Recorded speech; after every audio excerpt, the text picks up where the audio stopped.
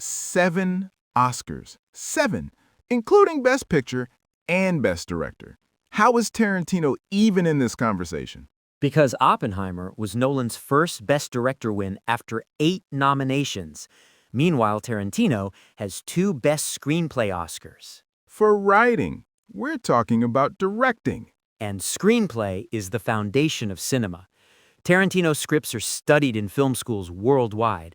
When's the last time someone quoted a Nolan movie? Why do we fall? So we can learn to pick ourselves up. No, it's necessary. We're not meant to save the world. We're meant to leave it. Okay, those are fine.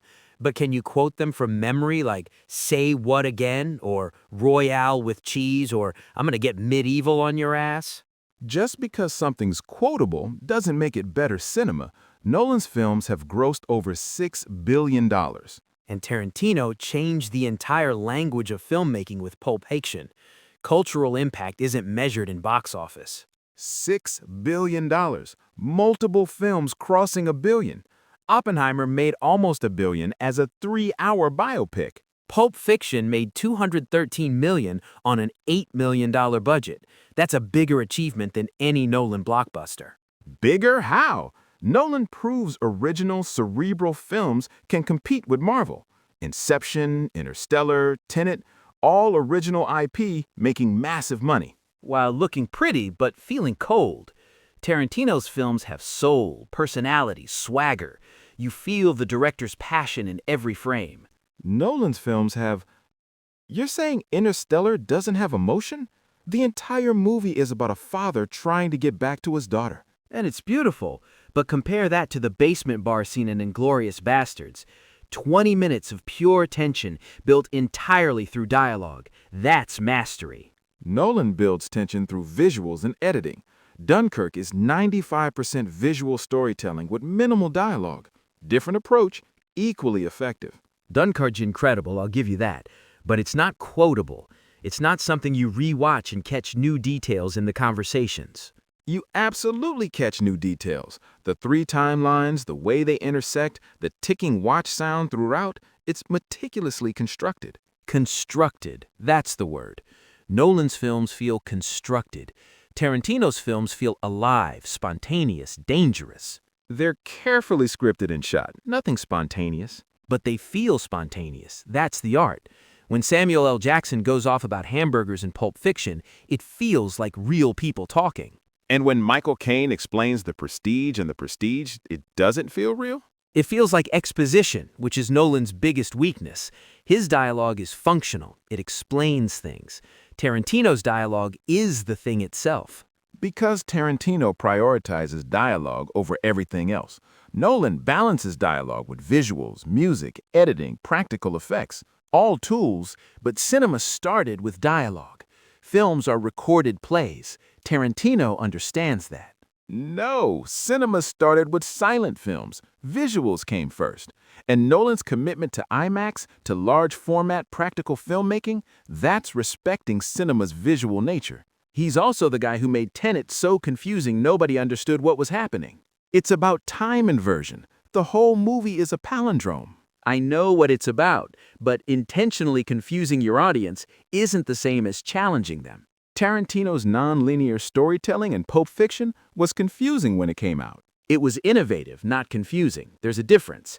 You could follow Pulp Fiction. Tenet requires a diagram. And that respects the audience's intelligence. Nolan doesn't dumb things down. Neither does Tarantino. But he makes it entertaining while being smart. His films are fun and substantive. The Dark Knight is fun. It's also a crime thriller about surveillance and terrorism. It's great. Heath Ledger's Joker is iconic. But that trilogy is Nolan's peak, and it's superhero movies. Superhero movies, he elevated the crime dramas. He proved the genre could be serious cinema. Sure, but Tarantino invented entirely new ways of making films. Non-linear storytelling, genre blending, the whole aesthetic of Pulp Fiction. Which every indie filmmaker copied for a decade, and most of those copies were terrible. Because Tarantino's style is hard to replicate. That's the mark of a true auteur. Nolan's an auteur too. His themes, time, memory, identity, they're in every film he makes. Themes don't make you an auteur, style does. Can you recognize a Nolan film by the dialogue, by the framing? Yes. The IMAX shots, the practical effects, the Hans Zimmer score? Hans Zimmer's score, not Nolan's. Tarantino curates his own soundtracks. From existing music, that's not composing. It's an art form. Finding the perfect existing song for a scene. Stuck in the Middle with You during the ear scene, Mr. Lou opening Pulp Fiction, those are now inseparable. And Zimmer's Inception score is now used in every action movie trailer. That's cultural impact. Because Hollywood is lazy. Tarantino's music choices are specific to his vision. He resurrects forgotten songs. Nolan resurrects forgotten filmmaking techniques. Shooting on film, practical explosions, actually crashing a real 747 into a building. Which is cool, but also unnecessary. You can make great films without blowing up planes. But it looks better. Audiences feel the weight of real stunts versus CGI. That's why his films demand theatrical viewing. Tarantino's films demand theatrical viewing too. Once Upon a Time in Hollywood was gorgeous in 35mm. But Nolan's been fighting for theatrical releases his entire career. He left Warner Brothers over streaming. He's defending cinema itself. And Tarantino's retiring after 10 films to preserve his legacy. That's respecting cinema too, knowing when to quit while you're ahead. Or admitting you can't sustain a long career. Nolan's made 12 films over 24 years, and he's getting better. Oppenheimer is his best work. Oppenheimer's incredible, but is it better than Pulp Fiction? The film that changed cinema? Changed indie cinema. Nolan operates at a different scale entirely. Scale isn't quality.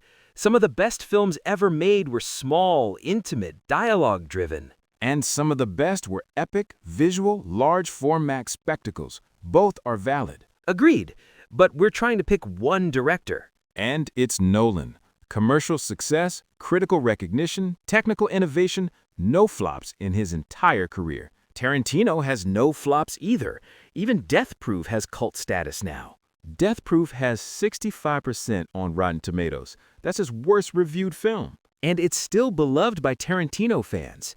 Meanwhile, Tenet was genuinely confusing to general audiences. Because of COVID, it was released during a pandemic when theaters were closed. Context matters.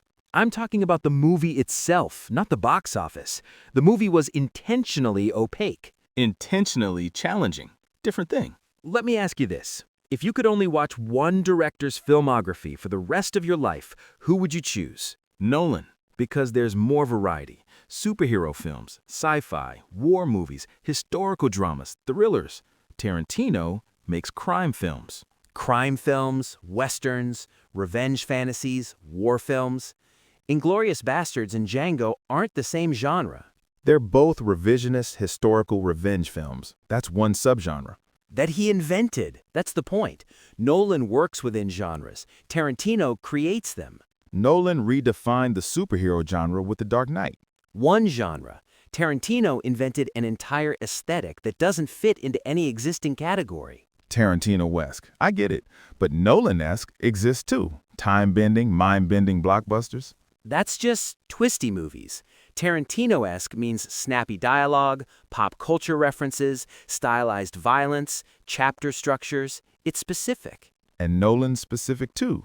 Practical effects, IMAX photography, Hans Zimmer collaborations, non-linear timelines. Okay, but answer honestly. Would you rather hang out with Nolan or Tarantino? What kind of question is that? A valid one. Tarantino would talk about old movies, exploitation films, Hong Kong action. Nolan would explain temporal mechanics? Nolan would talk about film stock and IMAX cameras and the art of cinema. Exactly. Tarantino's a movie nerd who makes movies. Nolan's a filmmaker who happens to love movies. Different energy. I don't think who's more fun at parties determines who's the better director. It determines whose films have more personality, and Tarantino's films ooze personality. Nolan's films have restraint, elegance. They don't need to be loud to be effective. Who said anything about loud? Tarantino's dialogue scenes are often quiet. The tension comes from what's being said, not how it's said. And Nolan's action scenes are often quiet. The Dunkirk beach scenes, the space sequences in Interstellar, silence is powerful. True, but when Tarantino goes loud, the crazy 88 fight in Kill Bill, the shootout in Django, it's operatic. And when Nolan goes big, the stadium explosion in Dark Knight Rises, the black hole sequence in Interstellar is transcendent. You know what? We're both right. No, we're not. One of us is right. They're different kinds of greatness. Stop being diplomatic. Pick one. Tarantino, obviously. Wrong choice. Final arguments. Let's actually end this. You're going first whether you like it or not. Christopher Nolan is the greatest director because he's proven that intelligent, original, challenging films can succeed at the highest commercial level. $6 billion across 12 films with 0 flops. 7 Oscars for Oppenheimer, including Best Picture and Best Director. He's pioneered IMAX filmmaking, championed practical effects in the CGI era, and fought for theatrical experiences when streaming tried to kill cinema. He's made masterpieces across multiple genres, superhero crime thrillers with The Dark Knight, sci-fi epics with Inception and Interstellar, war films with Dunkirk, historical dramas with Oppenheimer. Every film is profitable, most are critically acclaimed, and his technical innovations have influenced every blockbuster made in the last 15 years. He crashed a real 747 for Tenet. He shot Oppenheimer in IMAX black and white. He's not just a great director, he's the most important filmmaker working today, defending cinema itself while making it accessible to millions. That's the greatest of all time. Quentin Tarantino is the greatest director because he invented an entirely new visual and narrative language that changed cinema forever. Pulp Fiction didn't just succeed, it reshaped how stories could be told. Non-linear narratives became mainstream because of him.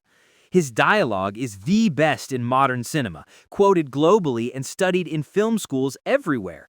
2 Best Screenplay Oscars. His films have revived forgotten careers, elevated actors to legendary status, and created moments that live in cultural memory forever. The basement bar scene in Inglourious Basterds, the crazy 88 fight. Say what again?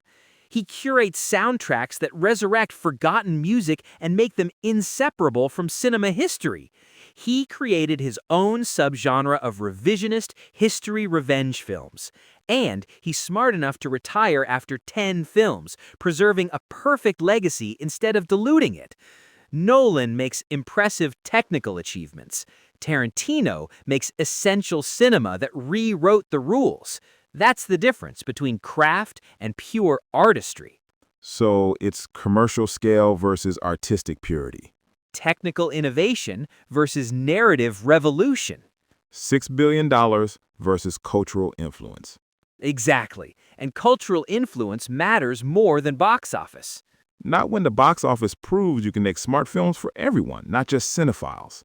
Smart films? Tenet was incomprehensible. It was challenging. There's a difference. Keep telling yourself that.